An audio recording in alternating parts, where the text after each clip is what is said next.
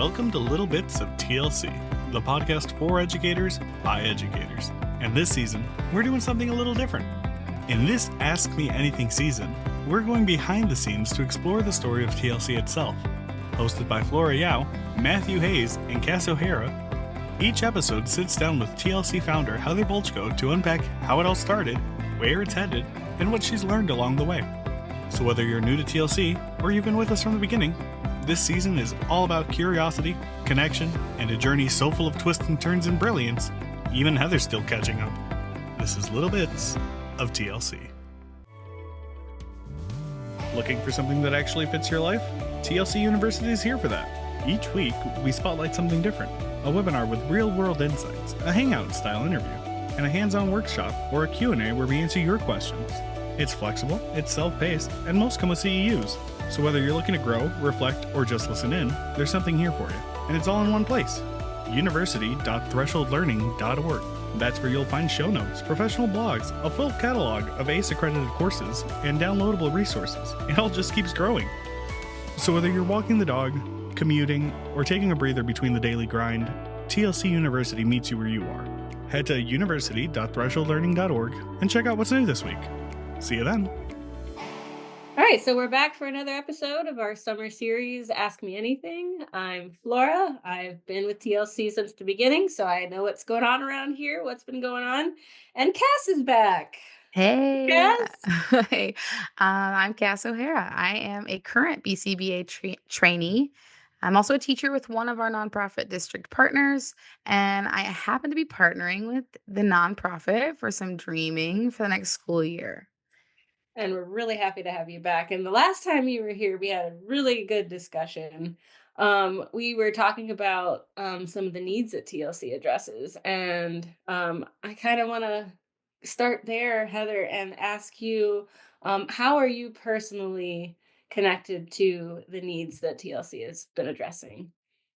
Yeah, I think I shared even back, like, maybe episode 2 or just, like I think it's just how I'm built, right? Mhm. Like, it's see a need, meet a need, right? I'm not okay with, people being overlooked or tossed to the side. I think that there is, uh, a lot of genuine benefit that every person, no matter how much or how little it may be quantified by, tools or metrics or other people's perspectives, I think what they do have is valid and absolutely serves a purpose. And so I think anything that we can do to position those parts of people to be able to show up and really like pour into that with them, I'm Mhm. totally here for it.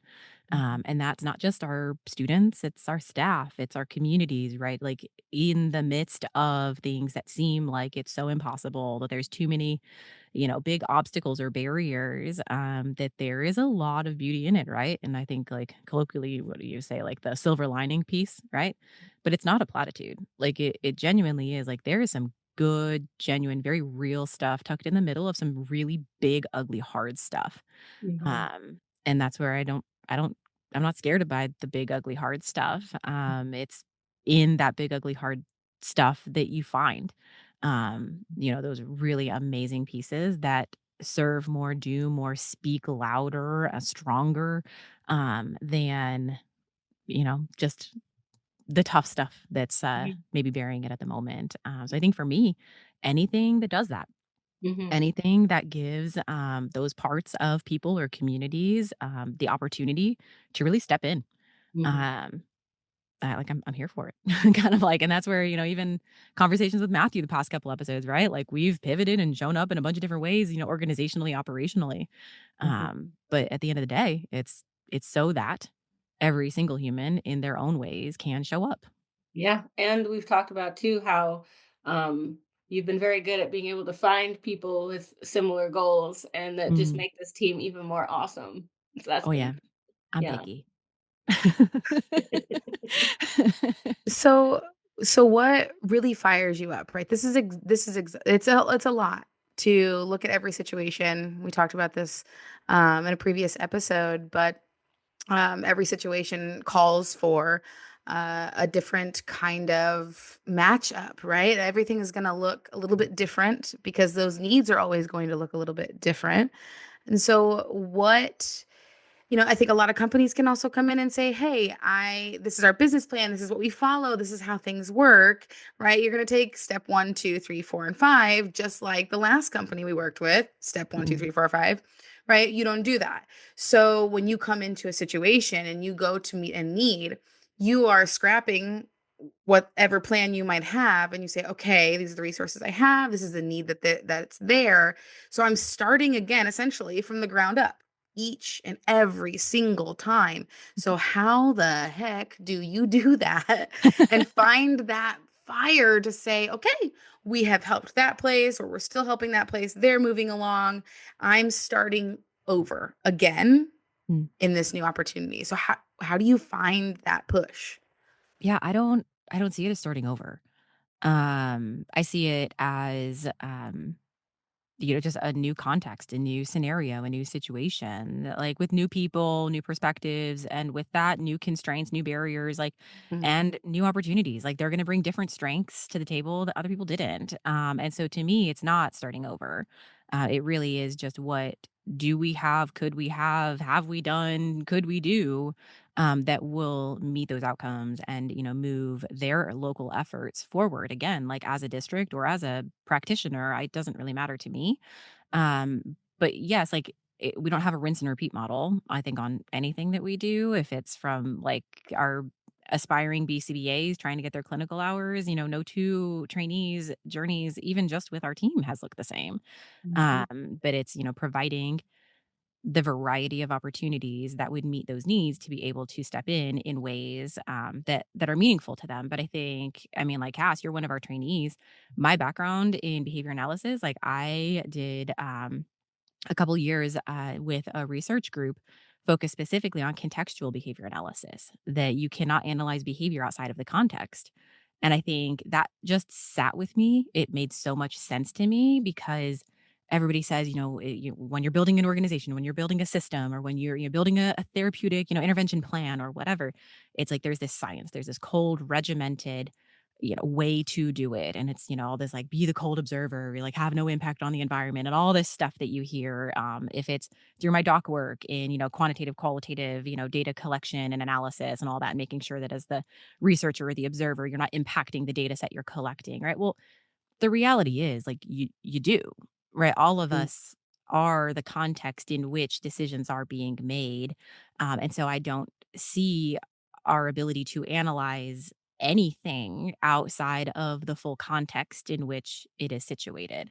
And so for me, looking at kind of like, are we really starting over? No, it's looking at the context, quantifying out what is it, what isn't it, what's needed, what are those opportunities? Because there's some things that could be a perfect fit, but based on the context, it is not going to be a fit. mm, And so then figuring out, okay, so then what's the angle on still getting, that outcome, still moving in that direction, but doing it in a way that is actually going to sit with people so that the work can actually happen. So yeah, I don't see it as starting over. I don't even really see it as pivoting. It's more, why I love mission driven work, and that, through a nonprofit sector or through, business space doesn't really matter to me. But at the end of the day, like, why are we showing up? What are we doing? Like, that's that answer. We don't need, a pretty box to live in, or here's the, five-step process to do this, whatever. Like, sure, we have structures and frameworks that we absolutely adhere to, and there are mm, processes that we follow to make sure that it is done with good fidelity and like, really, sound practice. Um, but we do it in such a way that there is absolute room for the context to show up and guide how those processes and how those procedures, like how it actually happens. But yeah, that's just because I don't see anything in a vacuum. mm, I don't think life is. I don't think humans are. Even when we're by ourselves, we're still influenced, surrounded by, and get the opportunity to influence. mm, Um, the context that we're in. mm. mm, And as someone who's completely outside of this field, everything I know about this field I've learned from working at TLC. Yes. Um, so you've been in this field a while, you are still in it. And so Mhm. what do you love about it? What what do you Mm, love about it? Because you're still here, so yeah, I mean, I think I've said it in, like, a couple of these conversations, like, even if the funding vaporizes, the humans aren't, right? And there is just something beautiful about, uh, like, a captive audience. I mean, I started my career in corrections, Mhm. and that's the end of the line, right? A lot of what they're doing is trying to get out of correction so that they can reintegrate and, make other choices going forward in their life, right? And so I wanted to catch them before the end of the line. And then I'm finding, even starting as a behavior analyst, I'm starting in a therapeutic setting, and I'm like, man, I want to catch them before that decision is made. Because Mhm. once you've crossed over, that's really hard to cross back.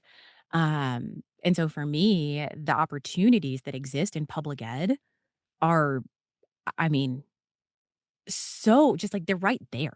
Right. And so I get Mhm. really frustrated when people kind of create these, reasons or rationales on why it's too messy, it's too hard, it's too unpredictable, it's too uncontrolled, it's too little resource, too whatever, right? Like all these barriers that people are like, so you can't actually, especially, I mean, Cass, like think the behavior analysis community, right? Like there are Yeah. folks that are like, you can't actually do that in that space. And I'm like, Yeah. but you've got so many kids and communities and staff that need it. Like, and they're Mhm. just sitting here. They Mhm. like, as long as we have the mandate for a free, appropriate public education, the kid's gonna show up and you gotta serve them, right? So for me, until that's gone, I don't think there's any reason to not be here, right? Like it can be harder, there can be more barriers, it can be, more difficult to show up and to serve more fully or to do it to the extent that we wish that we could. But Mhm. at the end of the day, like the kids are still here, the kids still have needs, the system still exists in some capacity to try to meet a variety of different needs. Mhm. So why not? It just as I'm listening to you talk about this, I I I hear you saying, okay, let's talk about it in a sense of like a graph, if you will. All right. Mhm, So bear with me as we picture this in all of our minds, listeners included. But when we have a graph, we have different points on that graph. And we go along, we're gonna have what we call those outliers, right? mhm, And that's natural in any sort of graphing situation. We're gonna have outliers. And it sounds almost as if you have become this, and unintentionally, genuinely, I think it's not on purpose. But I think you have become almost this caregiver to the outliers. mm, And with the perspective of, well, if there's this many people standing on the outside, then they're not really outliers to begin with, right? It's mhm, just that we didn't have the right setup to match what they needed. So I'm going to do whatever I can in my power to lead people or a group of people or facilitate how we can give care, true care, to maybe even the people that people have given up on. And finding the ways to do that and meet those needs and reach out to them, which is quite beautiful. The flip side of that is though is how many roadblocks have you experienced just with people being like, oh, well, the prognosis is grim. So we're not, why bother? And so how many times have you kind of hit these moments where, gosh, it probably feels insurmountable, where it's like, I see this kid, I know they have a need. Let's go with correctional facilities, right? I see this kid, I know they have a need. Why are we not meeting that? And you have somebody who says, hey, I'm going to stand in your way because this is just a no, that this isn't going to happen. Do you face that a lot? And if so, how have you or can you overcome that? yeah. Um, there's a couple different directions that I'm thinking about as you're asking that question. Um, I think the easiest one for me is, like if someone's just, they schedule a call with me because they just want the product pitch and they want to see if, they have the budget to spend on whatever it is that we're offering. And then they genuinely cannot engage in the conversation around, well, what are you trying to do? Right? Like Mm, what are you trying to get out of this? Like what's your outcomes? If that's district practitioner, I don't care. But if they're just like, nope, just doing my, market research here, um, as a barrier, like we're not going to partner well together, but it also is a really kind of clean closed door for the moment where I'll leave it as open as possible, but we're probably just not a fit, right? Because I don't have that clean answer for you, right? mm, But I think at the end of the day, when we are just simply trying to serve people, right? Like the outcomes are trying to happen. outlier, yes, like our team is a team of outliers. We serve students who are outliers, typically being served by staff who themselves in their own professional communities are outliers. So I think that's a really beautiful framing about, yeah, we're just a team of outliers serving outliers who are serving outliers, right? Like that's just reality. Um, but a lot of those barriers are not always actually barriers. It's just Mm, that's not how we've always done it before, or, "Oh, I didn't think about it that way," or, "I don't know why that isn't actually possible." So it's to me never really been, here's all of the barriers. Like, yeah, are there definitely barriers that we come into for sure? But like I kinda said earlier, is like we partner really well with people who are like, "I know that I don't know everything, and I'm trying to figure some stuff out." And at that point, then a barrier isn't just a barrier. Mm. It's okay, but does it have to be a barrier? And what are those angles? What are those opportunities? What are the other mm, directions? Right. And I am an absolute rule follower. Like if there are bounds to stay within, I will not cross out of those bounds. I will challenge those bounds. Like, do they need to be there? And if they do, for whatever reason, even if I completely disagree with that reason, I will still live within those bounds. But that doesn't change the outcome. Right, like, the outcome is still there, and we're still going in that direction, but that's just not gonna be the way that we go, right? Because yeah. there's that boundary, that barrier, that, whatever, that we're not gonna be able to affect, and so you still keep going, right? Like, find the other angle, find the other direction, so for me, barriers, it hasn't been full stops. It's actually opened up really cool opportunities that we wouldn't have found if it was just that's the barrier, full stop. Yeah. It's okay. Is that a barrier? Okay, that is a barrier. Great. So now what other angles could we try? Or challenging the barrier and realizing, oh, that's not actually a barrier. Oh, Yeah. interesting. Like, okay, here's what it really is at the core of it. So we could actually do this and this, but this is the underlying piece where that barrier came from. And that's what we need to honor and respect as part of our like, solution seeking and how we can get that outcome to start moving. So yeah, I don't know. There are lots of barriers. Like innumerable barriers on all levels, right? Mm, Like we've said multiple times, like we work with complex people. Like people in and of themselves are complex. And then the right. students that we tend to work with the most are the most, hodgepodge connection, combinations of these these needs. And so it is complex. And then the systems in which they are situated trying to get those supports is also a very complex system with all kinds of different, processes and parameters that you have to, navigate and live within or, challenge up against and see what needs to stick. But like all of that, I think is what comes together for me. Like it makes it fun. And that's where it's not just, rinse and repeat. I actually get pretty bored with that. But we can still do good work and keep moving in those useful, meaningful directions in those partnerships with that practitioner or with that district. Um, Given everything that's going on, kind of regardless of what those, barriers may or may not be. Mm. So is there anything that you come across where, uh, it's because it sounds like you're like a challenge excellent do you like puzzles? Do you I like don't know. I think I've always been drawn to figuring things out. So if that's yeah, logic and the way puzzles that things or, work. whatever. Yeah, exactly. Like I've Yeah. always been like, but why? But why? And not in like Uh-huh. a mean way, but in a very curious way Yeah. of help me understand how you How do I see this and yeah, how how do I peel back the layers and figure out, like, where it is that this works and triggers this and goes this way and that yeah. way, and And I mean, yeah. Flora, you've seen me I ask was gonna say, questions. I've known you a long time, and yes, the "but why" is always like and I'm not used to that, so sometimes I'll be talking about something, and you're like, "But why? Like, let's get into this," and I'm, like, taken aback, like, "What? Oh, okay, yeah, let's get to the root and figure it out." Yeah. Yeah, because it's just a genuine curiosity, right? Because sometimes what it is isn't actually what it is, and if it is, then great, we'll honor that and move on. Mhm. But if not, then let's figure out the part that we do need to honor, and then that opens up now previous barriers that are now Mm, opportunities. mhm. Mhm. Mhm. It does sound like there's a lot of things you really like, but at the same time, I'm sure there's a lot of things you do not like. Um Do you have anything about, like, the field that you're in that you do not like and you are working to change it or you want to change it at some point in the future? Yeah, honestly, across any of the fields that I dabble in, and a lot of them I use simultaneously on top of and with each other, um, it just doesn't have to be that hard, Mm.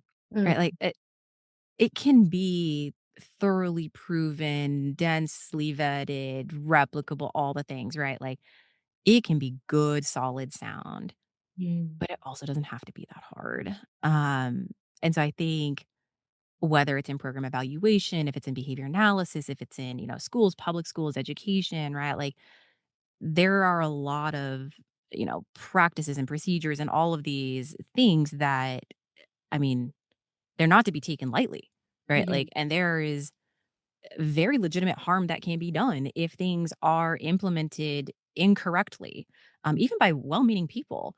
There can be, some very big negatives that can come out of it. So I don't want to, kind of lighten that by saying like it doesn't have to be that hard.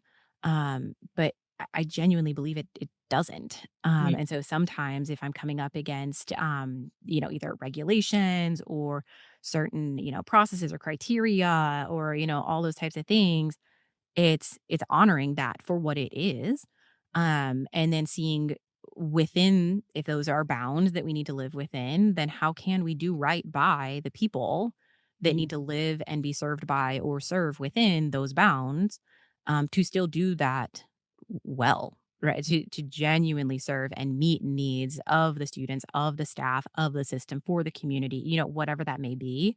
But yeah, I genuinely just believe like it doesn't have to be that hard. I think part of that is because, rules and parameters are comfortable, right? Then Mhm. we know our lane and we can just stay in our lane. And as long as we have our lane and it's, I can live in my lane. Right. But Mhm. then all of a sudden we start questioning like, well, but do we need a detour? Does it have to be your lane? Like those kinds of things. Then it gets uncomfortable. And now all of a sudden the hard work that we're already doing gets extra hard because now we're questioning what is we're doing and how we're doing it and why we're doing it. Like, that just makes it so much more than the already exhausting work that everyone in education is showing up and doing on the daily. Mhm. So I'm not trying to say like, oh, throw it all out and, recreate education, right? Like that's not at all what I'm saying. What I'm saying is that we can continue to do what we're doing. And even in a large extent, like kind of how we're doing it, maybe not all of the things that we're doing, we're not doing it all in the same ways that we're doing it, Mm. but it doesn't have to be so hard. Yeah, that's the asset I think that you're talking about, right? Is that it doesn't have to be so hard and we don't all have the answers.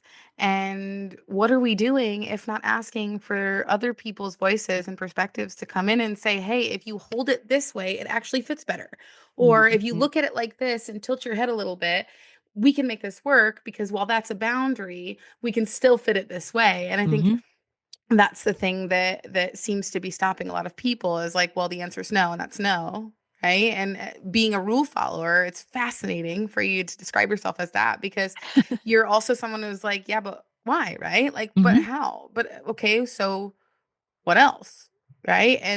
And so that it sounds like if there was like a movement, right? If you were going to kind of push behind, it would be more of a movement of perspective, right? Not that I would Hmm. come in and say this needs to be changed about education, right? Because that's going to needs to look different. It's going to, but it needs to look different everywhere. Right. And so if there's anything that I think and so correct me if I'm wrong on this, but it sounds like you're saying that if there's anything that could change, or you could change, it would be the perspective that people hold where they say, if that's a boundary, I do not cross it, I do not ask questions, and I do not find a way to develop and change to meet the needs that are present now, not when that rule was made. So is that kind of the trajectory you're going with that thought, right? If we could change anything, would it be perspectives and kind of that open mind? What would you give to other people, I guess, if you will? Yeah, I think like I'm like reconsidering the question you guys were asking me about, kind of the barriers that I've come up against because I do believe that the biggest barrier and the one that I try really hard and a lot of folks on our team have, leveraged a whole ton of different angles on trying to work through is the professional perspective barrier. What people are or are not willing to see, not even do. Um And if that's, we can talk about, procedures and practices and whatever, like that they are willing to see that something they haven't tried before could potentially have an outcome that they haven't experienced before, right? Like Mm. just holding that perspective of the opportunity. Or it could just be seeing people, right? Like sometimes I'm called in to support staff and learning new competencies, and I have to provide feedback that says, no, their practices are directly in alignment with how they're seeing their students. And until how they see their students changes, their practices aren't going to change. And quite honestly, nor should they, because then you end up in some very dangerous two-faced territory that a lot of my population can see straight through and it will actually get worse. So like, yeah, I think more that I'm like now thinking back through the question around barriers and, Mm. what are we working up against? That is kind of that one on my end immovable barrier, although I think there's lots of angles for it to be worked through. And our team has partnered with people that are like, I have never seen that way. I don't even have a Yeah. box for what you are talking about Yeah. right now. But Mhm. if they're willing to explore, like, but show me what you really mean here. Walk me through this. Make this, help me build that box so that I can understand what you're trying to communicate here. I'm game. Right? Like you Yeah. don't have to know all of it, do all of it, whatever. Like I'm just game for that perspective. It's Yeah. the people that have the full stop perspective of That what it is what it ego. is, period. Full Yeah. stop. That is kind of that immobile barrier. And I will tell you, like we have ended district partnerships because we have run into some of those perspective barriers. Mhm. And I've opted not to partner or not, bring in certain trainees as part of our, process because, they had, some of those perspective barriers. And I'll challenge and equip and resource and open door all those conversations all day long, right? Like Right. let's stay connected. Let's figure this out, right? But I think until that some of those perspectives are maybe a little different, then we're just not a fit. Yeah. But yeah, thank you for reframing that for me. I hadn't thought about that in No, that for way. sure. I was hearing it kind of develop as you were speaking, and I think that that humanness, right, that is taken out in a lot of practices, right? Where I know in ABA, my background, it's they say, oh, we can't assume what's happening internally or those internalized thoughts, right? Well, there are signs, and we all know that, right? And what it does, though, and this is old school ABA, right? It pulls out some of that compassionate care, and now which is beautiful. It's developing and it's happening more with even within clinics and those sterile environments that they utilize. That we're able to lead with compassionate care as well. But I think that the big hurdle that I've recognized too, as it sounds, as you're developing these thoughts and these barriers, is just that yeah, that perspective and that kind of that ego is like if these highly intelligent people that are in these positions, like Hmm. truly intelligent people that are great minds and wonderful thinkers and such assets, sometimes, though, reach those barriers unintentionally on their own. And Hmm. then, thus, working with TLC and things like that, they'll kind of hit that full stop where it's like, well, if it wasn't my idea or I'm not familiar with it, it's not going to work. Right here are all the reasons why I think that. And so it's cool to see like, man, if we would just change that perspective a little bit, the amount of needs that we could meet that we're not already meeting. And it sounds like TLC is one of those companies that says, hey, I'm going to open your eyes to that. I'm going to give you that perspective. I'm going to lean into those that are within your district or your corporation or whatever it is that I'm working with. And Hmm. we're going to lift those people up and say, hey, how do we change everyone's perspective? How do we show them that this can work? And like I'm the kind of person that you're partnering with where I say, this was not my idea, but oh my gosh, guys. And I'm bragging to everybody about how much this helped. I was like, Heather told me about this book and it's so good and it's so helpful. And look at all the strides we can make. And you can get that buy-in. And I think so it's not necessarily something that it's not a full-term barrier. So that's why you don't see it as a barrier, right? Hmm. This is a perspective. Perspectives can be changed. Egos can be changed all the time. Hmm. It's just a matter of reaching them. And I think that what TLC is doing, I mean, I'm seeing it in practice on my end too, that what TLC is doing is equipping these educators and these all the way down paras, these students even with the tools to change that perspective and say, hey, this isn't going to stop me. I just have to figure out how it works for me and how this works for the situation.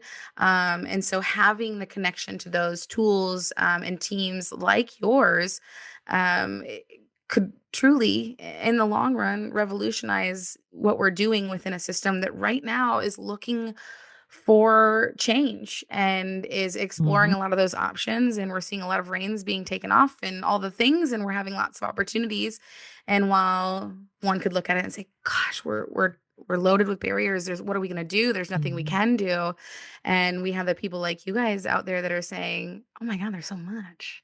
Well, oh Mhm. yeah, okay, we can't do it like that, like last year, but like, okay, let's change it. Let's look at a little Right. different. And Instead so, of, "Gosh, look at all these things we can't do," it's, hmm, "Okay, but what can we do?"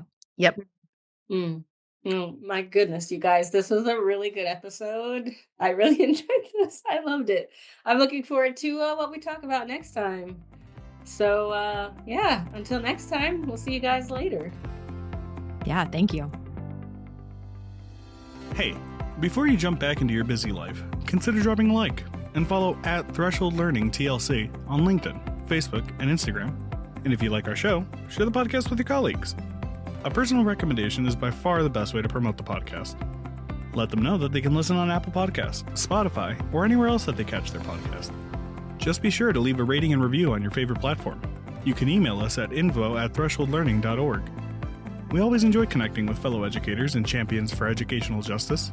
You can find everything you're looking for at thresholdlearning.org. See you there.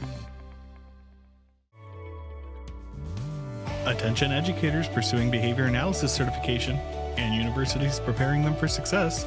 Supervision with TLC offers 100% remote fieldwork supervision designed specifically for school-based professionals. Educators can earn their hours right in their schools without leaving their classroom, all while being supported by experienced BCBAs who understand the realities of education. With month-to-month scheduling, affordable rates, and both live video and asynchronous chat, our fieldwork supervision model is designed to fit into your life, not the other way around. We also invite universities to enhance their graduate programs in partnership with our team of practicing school-based BCBAs. Our fieldwork supervision model keeps students on track for certification by helping them connect their practice to all exam domains so that they can confidently pass the exam. Explore more at university.thresholdlearning.org/supervision or email supervision@thresholdlearning.org to connect. Supervision with TLC, where educators grow into behavior analysts.